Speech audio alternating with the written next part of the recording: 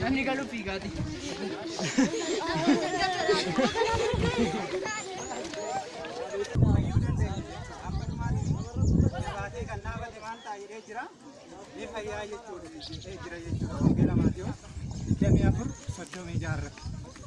Kanaaf fayyuun keenya amma dhumaatti dhaabbanne mootummaa Waaqayyoo gaafa arganneedha.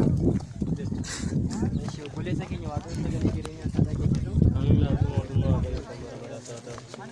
Gaafa gara tabbaatti seennee radiyoota keenya ni manaatti haa ta'u nama wal qabaa qulqulloonni Waaqayyoo jireessu. Abboonni qulqulloonni baay'ee isaanii jiran haga dhaqanii mootummaa Waaqayyoo ilaalanitti baay'ee isaanii ani fayyee